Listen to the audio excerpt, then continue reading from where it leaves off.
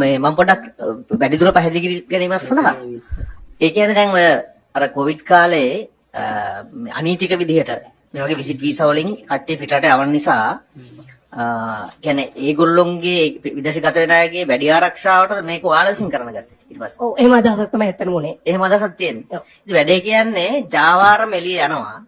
පස්සේ ජාවාරම ඔයගොල්ලෝ කරන්න ගන්නවා. ජාවාරම් කිරීමක් නෙමෙයි ඇත්තම ගිවිසුමත් එක්ක මෙහෙමනේ ගොඩක් අපි නෑ ගරු මහත්මයා පොඩ්ඩක් අහන්නකෝ. දැන් මේ විසිට් වීසා වලින් යවන්නේ. ඉතින් මේක මේ රාජ්‍යත මේක රාජතාන්ත්‍රිකවත් බරපතල ප්‍රශ්නයක්. ඔයාලා මම කියන රජයේ ආයතනයක් විදිහට මහත්තයෝ මම කියන කාරණේ චුට්ටක් අහන්න. එතකොට දැන් විසිට් වීසා වලින් පිටරටවල මිනිස්සු අරන් ගිහලා පන්නන එක ජාවාරම්කාරයෝ කරන වැඩක්. ඉතින් ඔයගොල්ලෝ කරේයි කියලා මේ අහන්නේ. විසිට් වීසා යන ක්‍රමවේදය ගැන මන්ත්‍රීතුමා ඔය කවුද ඩීජීඑම් හිටපු ප්‍රොඩියුසර් ඔබතුමා ඔය දැන් ඔබ සාධාරණීකරණය කරන්න බෑනේ. ඒ කියන්නේ කවුරු හරි ජාවාරමක් කරනවා විසිට් වීසා වලින් ජොබ් දෙනවා ගෙන රටක ලංකාව වෙනුවෙන් කොහොමද ඕගොල්ලෝ එහෙම කරන්නේ නීතිය තියෙද්දි මොකක්ද ඒකට තියෙන පදම ඒ රට කොහොමද ඒක පිළිගන්නේ? අපි දකුණු කොරියාවට යවන්නේ විසිට් වීසා වලින්. විසිට් වීසා කියන එක එච්චර අදාළ දෙයක් නෙමෙයි. රැකියාවයි අපිට වැදගත් වෙන නිසා ගිවිසුමයි. ඒ කොච්චර නරකද බලන්න ගරු සභාපතිතුමනි. කොච්චර නරකද මේ හිතන විදිහ මම කියන්නේ මෙහෙමයි. අපට වැදගත් වෙන රැකියාව කියලා කියනවා මේ මහත්තුරු. ඒ කියන්නේ සල්ලි විතරයි. මේ මනුෂ්‍ය සම්බන්ධයෙන් වගකීම. රාජකාන්තිකව අපේ තියෙන කණදෙනවා. රැකියාවක් නම් වැදගත් මෙතන කියලා තියෙනවා ගෘහ සේවිකාවන් 4942ක් විදේශගත වූ අතර ඉන් 3954ක් වෙත රැකියාවක් ලබා දුන් බවට අදාළ ලියකියවිලි තානාධිපති කාර්යාලයේ තොරතුරු පරිගණක පද්ධතියේ උඩුගත කර නොතිබිනි. එතකොට රැකියාවක් ලැබුණද නැද්ද කියලා තොරතුරු නැහැ.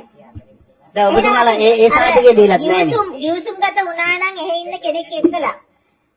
එතකොට මේ රැකියාවක් ලැබුණයි කියලා 3994කට රැකියාවක් තිබුණද නැද්ද කියලා තොරතුරු නැහැ. ඒකයි ප්‍රශ්නේ. දැන් අරමුණ කියන්නේ රැකියාවක් නම් රැකියාවක් දුන්නයි කියන සහතිකෙත් නැහැනේ. අපි මේ පොඩි උත්තරයක් දෙන්න. මේක තමයි මේ දැනට අද තත්වය ඔය යවපු පිරිසේ 6290ක් ඔය යටතේ යවලා තියෙනවා. එතකොට අප්ලෝඩ් කරලා තියෙන්නේ 4300යි. 6290ක් ගිහින් තියෙනවා 4300 අප්ලෝඩ් කරලා තියෙන්නේ not uploaded as at 2025 to February 25 වෙනකොට 1990ක් තවමත් අප්ලෝඩ් වෙලා නැහැ. ඒ කියන්නේ ඇග්‍රීමන්ට් එක නැහැ. ඊළඟට මේ ජොබ් එක හම්බෙලා නැහැ කියන්නේ. ඊළඟට 742ක් මිසින් පැනලා. ඊළඟට තවමත් ඒ කියන්නේ දවස් 45 ඇතුළත ඉන්නවා 365යි 365ක් මේ දවස් 45 ඇතුළත ඉන්නවා දවස් 45ට වැඩි අයත් ඉන්නවා 880ක් ජොබ් නැතුව. ඒ කියන්නේ දැන් අපි මෙහෙම ගමු. අපේ ගරු මන්ත්‍රීතුමා මට විනාඩියක් දෙන්න. මෙහෙම දැන් අපේ ප්‍රශ්නේ උනේ මේ පනත අභිබව සභාපති චක්‍රලේඛයක් අවශ්‍ය උනේ ඇයි කියන එක. ඔබතුමා මේ 2021 ලියුමක් අපිට පෙන්නනවා. 2021 බෝඩ් එඩිෂන් එක. හැබැයි මේක ගහන්න මේ 2023 ගහපු මේ 23/7 චක්‍රලේඛය ගහන්න හරිනේ අවශ්‍ය පදනම ඒකෙන් පැහැදිලි වෙන්නේ නැහැ. ඊළඟට මේකෙන් පස්සේ 2000 අපව 23/10 කියන චක්‍රලේඛ 23 පස්වෙනි මාසේ මාස දෙකකට පස්සේ ඔබතුමාලගේ සභාපති AMM හිල්මි කියන මහත්තයාගේ අස්සනින් නැවතත් ඒක කන්ෆර්ම් කරනවා. එතකොට දැන් ඔබතුමා කියනවා මේ විසිට් වීසා ගැන අපි වොරි වෙන්නේ නැහැ එහෙම මෙහෙම. හැබැයි දැන් එහෙමනම් මොකටද කලින් පනතේ සඳහන් කරන්නේ දැන් මේ රෙජිස්ටර් වෙලා එහෙම යන්න ඕනේ. දැන් විසිට් වීසා ගැන වොරි වෙන්නේ නැත්නම් විසිට් වීසා වලින් යන්න ඕන කියලා චක්ලේඛයක් ගහන්න ඕන වෙන්නේ මොකද? ඒතකොට ප්‍රශ්නයක් නේ. අපි මෙහෙම ගමු. එතකොට සංචාරක මේ කාර්යාංශයත් එක්ක රැකියා ගිවිසුමක් නැහැ. රැකියා ගිවිසුම මේකට අනුව the following types of employment contracts are considered for granting final approvals. employment contract between the employee and the employer should be authenticated by the respective Sri Lankan mission. Employment contract between the employee and the recruiting agent. Employee and the recruiting agent in the destination country.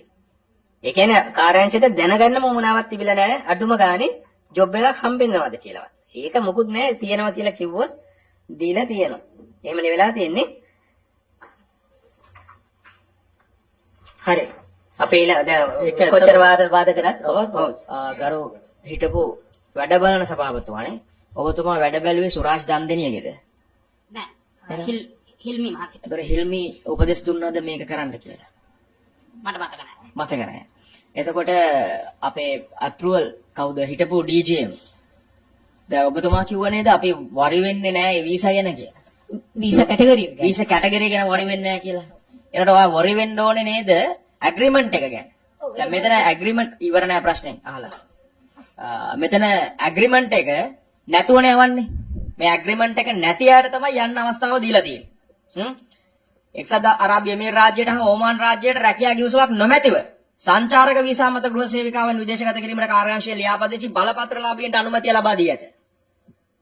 ඒතකොට කවුද මේ ලියාපදිංචි බලපත්‍රලාභීන්? ලංකාවේ ඉන්න foreign ඒ employee කවුද ඒ ලයිස්තුව? කී දෙනෙක් ඉන්නවද? 900,000ක්. ඔව් ඒක මේ සභාවට දෙන්න ඕනේ. වාර්තාව දෙන්න ඕනේ කවුද මේ ලියාපදිංචි බලපත්‍රලාභීන් කියලා. ඒතකොට දැන් ඕගොල්ලෝ වීසා එක ගැන කන්සර්න් නැත්තම් කන්සර්න් තියෙන්නේ ඇග්‍රීමන්ට් එක ගැන නම්. ඒතකොට මේ ඇග්‍රීමන්ට් නැතුව යවුවේ. ඇග්‍රීමන්ට් එක තියෙනවා. ඒ දැන් මේකේ තියෙන ඇග්‍රීමන්ට් නැහැ කියලා.